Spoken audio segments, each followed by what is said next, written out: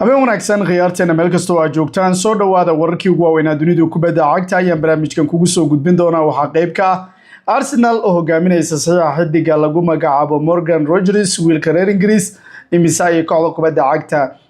Chelsea iyo United iyo Liverpool kula tartamayaan Aston Villa imisa ay ku rabtaa wararkii ugu waaweynaa update-ka ayaan ku hayaa Messi iyo dagaalkii garsooraha ula galay kelmadihii uu isagu xalay toolo ku yiri kaamirooyinka dibnaha aqriya oo soo aqriyay xog aan caadi ahayna ka soo bandhigay barnaamijka ayaan kugu hayaa waxaan sidoo kale kugu soo gudbin doonaa wararkii ugu waaweynaa Ingiriiska oo isagu qorshe la yaab la keenay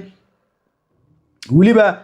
waxa leeyahay warban idinkaga hayaa Gary Lineker miyuu ku soo noqonaya BBC-da xogo dheeraad ayaan kugu soo gudbin doonaa barnaamijkan isla markaana aan kugu hayaa soo dhawaada meel kasta oo joogtaan channel subscribe saaro si share gare muuqaalka like ku dhiirigeli daawade aad mahadsantiin waan kaga mahadcelinayaa si aad ugu xarantihiin bartayada aanu ku bilownay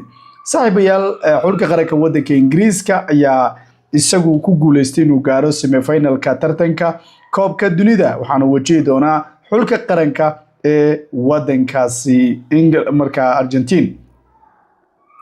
Tobare Thomas Tuchel ayaa markaa la tilmaamaya qorshaha guusha England inuu yahay mid aad u fudud isla markaana Harry Kane Jude Bellingham labaduba ay tahay la wada ciyaarsiin karo isla markaana ay wacdareen karaan arbacada ay markaasi semi-finalka ku tartami doonaan Ingiriiska iyo Argentina lamana oga cidda markaasi gudbi doonta maxaa yeelay Ingiriiska isla waa buuc waa balaayo Norway ayuu markaa la rafto aragta markaasi ma garan kartid Argentina mar walba waa xul weyn oo wata sida Messi oo kale marka ma garan kartid wax walba dhici kara inkastoo dhanka Ingiriiska xogaa waa xoog badan la leeyahay marka la barbar dhigo Argentina laakiin waan sugi doonaa hogaanka goolalinta waxa ay wiilka lagu magacaabo Lionel Messi waliba ninka kale Mbappe oo 8 gool wada dhaliyay halka Erling Haaland oo tartanka laga fiijiyay 7 gool isagu la fadhiyo tartanka banaankiisa halkaas inuu soo ku sugay waxa dhici doona u eegayo dhamaan England goolasha waxa uu wada dhaliyay laba xidig marka laga tago gool waxaana ay kala yihiin Kane iyo waliba Jude goolka kaliya ee labadaas xidig aan ahayn waxa dhaliyay Marcus Rashford kulankii Mexico ayuuna aayirka gurubyada markaasi Tuchel wuxuu yiri aniga hadii aan ka hadlo marka qaacidada guusha waa mid sahlan buu yiri Kane iyo Jude oo la isu geynaya inta kale wuxuu yiri waa iyaga qabanaya markaas labada le garoon Gillan wuxuu yiri iyaga la kicinaya marka Tuchel wuxuu amaanay sidoo kale labada xidig isagoo sheegay in ay jecel yihiin mas'uuliyadda in markaas kulamada waaweyn ay rabaan si wanaagsan uga soo baxaan heer sare inay markaas kula jaan qaadayaan bartamaha garoonka waxa sid mudan ninkaas uu amaanayo ah wiilka Bellingham waxa la xasuustaa bilowga xiliyaareedka ama markii loo dhiibay ninkan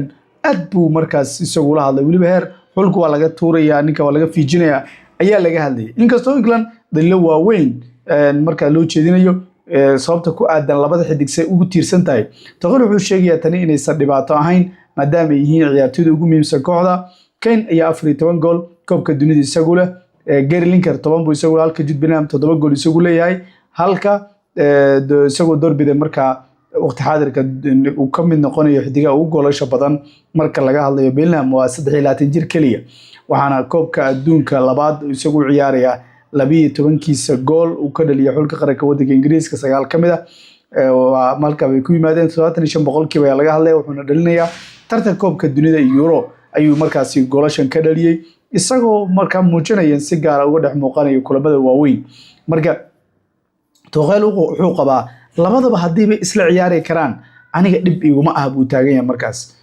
Ingiriiska imtixaan adag baa u yaalo waa la sugi doonaa eeda badan baa loo jeediyay laakiin wax badan ayaan ogaan doonaa Gary Lineker ayaa isagu si lama filaan uga soo dhex muuqday barnaamijka falanqaynta BBC-da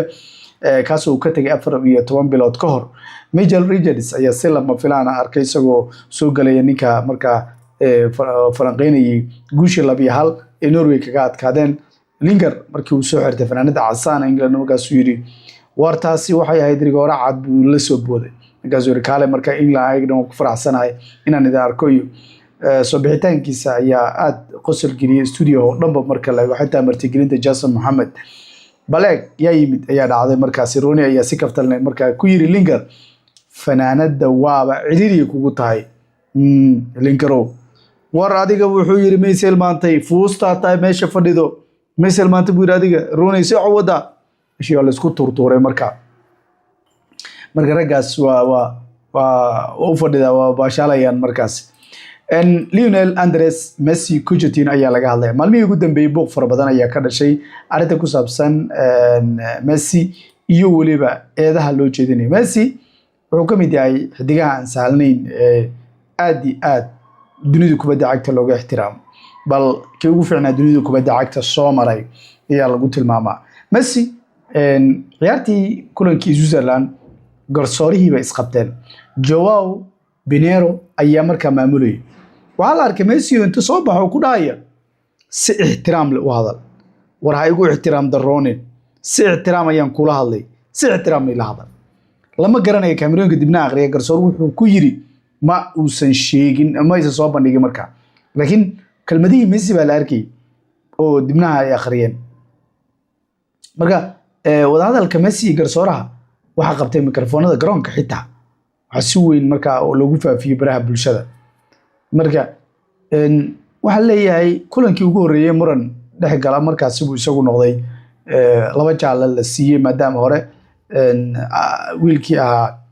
Amirol nooha wiilkii joogay Newcastle ayaa hore loogu markaas siiyay laakiin si kasta aataba xalay isaguna Embolo ayaa doortay wadadaas inuu maro isaguna la siiyay markaa Xasan haddaba mas'uul garsoorka FIFA Colina ayaa si cad u diiday eedeymaha isagoo sheegay dadka tilmaamaya Argentina baa loo xaglinayaa iyo Xasanka sax ma ahayn iyo war wuxuu yiri eedeymaha wuxuu yiri waa eedeymo cadeen aan loo hayn loogama baahna waxaan cadeen loo hayn kubadda cagta guusha Argentina final inay gaartay waa caday Ingiriiska hadana si way uga soo baxayaan fiiraad markaas eed kale le war waa loo xaglinayaa waa sidaas Messi hadii la reebana isagu waa qaaday koobka dunida laakiin hadii uu ku darsadana taariikh kale uu sii dhigaya yani laakiin ma joogsanayaan dadkan adiga qiil ma ku weynayaan aakhirka waxa la ku leeyahay maya Messi asaas ma ahayn asaas uu ku qaaday waa loo fuutiyay waa loo yeelay ma joogsanayaan marka Messi hadda waxa lagu dhagan yahay falanqeyn baa laga sameeyay qaabka rigorooyinka uu tuuro sababta Lionel Messi uu luminayo rigorooyinka ayaa falanqeyn lagu sameeyay Lionel Messi taariikh cusub ayuu isagu dhigay waxa laga hadlayaa inuu ciyaaryahanka qaatay 8 rigoore 4 kamid ah uu lumiyay wuxuu noqday ciyaaryahankii ugu horeeyay 2 rigoore oo 2 kulan oo xiriir oo koob adduunyo inuu lumiyo 2 kulan isku xiga Masarna uu lumiyay marka wuxuu lumiyay xal uu lumiyay kubadda cagta Messi waxa lagu tilmaamaa 116 rigoore loo dhigay 34 rigoore waa uu lumiyay 150 isku day markaas inkastoo Messi mid ka mid ah ciyaartoyda ugu fiicnaa taariikhda uu isagu yahay laakiin tada rigorooyinka 77% way marayaan celcelis ahaan khabiirka Geir Jordet hadda ninkaas Messi rigoor uu lumiyay ninkan hadda ani khabiir ay ku dhahayo dhanka cilmu nafsiga rigorooyinka lagu takhasus lagu yiri wuxuu yiri Messi ciyaaryahan caadi ahayn balse rigoor qaadista markay timaado caadi buu muuqanaya beenanka markuu dhaliyana biri wax kale uu ku dhaha ninka arkaysa hadda Messi rigoor kula dhagan ninka khatimay kubadda cagta ayuu rigoor kula dhagay birina wax kale buu ku sheegay xirfadiisa rigoorada ma gaarsiisana buu yiri heerka tayada uu leeyahay laba farsamo Messi uu isagu isticmaalo habka waxay ku xiran tahay golayaha wuxuu si tartiib ugu soconaya buu yiri kubadda isaga oo eegaya golayaha ka hor inta uusan dhinac u tuurin habka go'aanka hore wuxuu hore u doortaa geeska uu kubadda u dhigayo mana bedelo go'aankiisa qaabkaasina way dhacdaa maxaa qaldan baa leeyahay farsamadiisa maxaa ka qaldan qabiirku wuxuu leeyahay in Messi uu isagu isticmaalo habka koowaad ugu dambeyn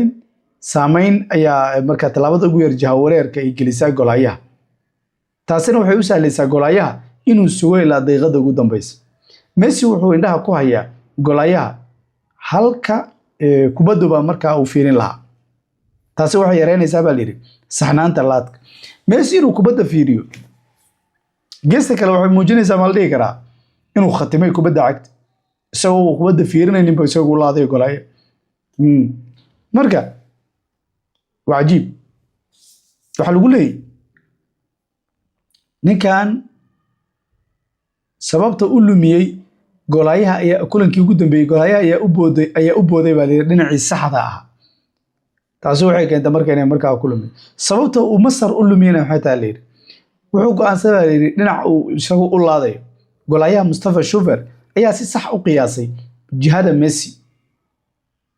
khabiirku wuxuu sheegay in laadka Messi uusan lahayn awood iyo saxnaan ku filan sidaas daraaddeed uu noqday mid la badbaadin karo wuxuu aaminsan yahay ninkan Messi in uu rigorooyinkiisa wax ka bedeli karo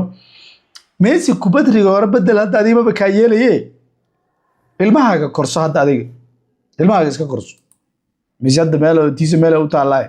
ma Messi ba inta ka yeelaya de kale rigoorada aniga qalba u tuureysay ma Messi oo Messi arabta inay ka dhadhicist ka yeelay waas Marcos Leonardo Ajax buu ku biiray verbal agreement baa la gaaray Brazilian striker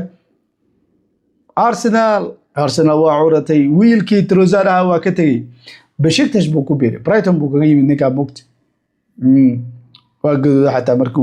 uu Arsenal imaanay يعني adeeg bay muujiyeen 20 milyan bay Arsenal ka heshay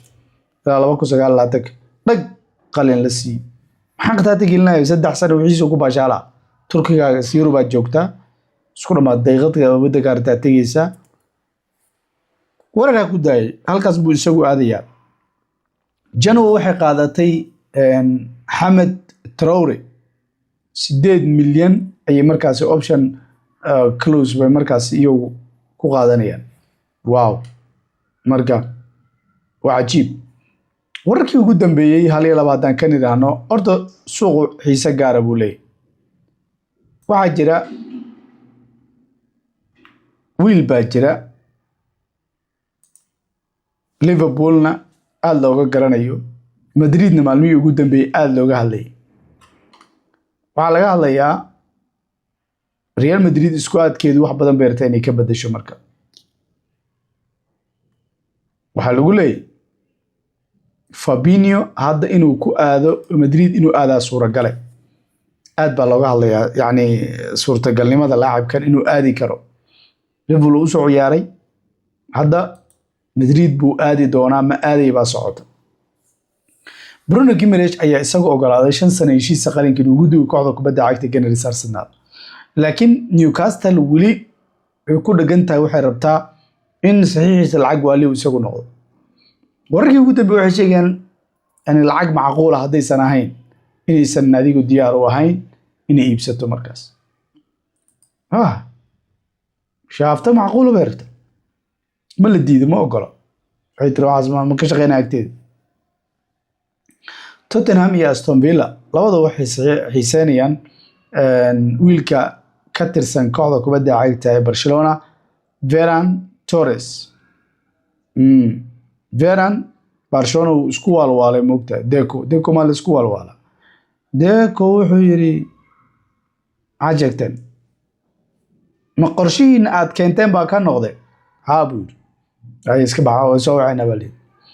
kooxda kubadda cagta Chelsea ayaa bush garanaysa qaadashada Diego Costa warkii ugu dambeeyay waxay leeyihiin ninkan Diego Costa Xavi Alonso baa rabo Porto waxay dir 60 milyan bixiya laba xiliyaareed ka hor waxay lahaayeen 60 ka bixiya City baa daneynaysa markaas Chelsea sidoo kale waxa la xiriirinayaa Junior Karubu ayaa la xiriirinayaa marka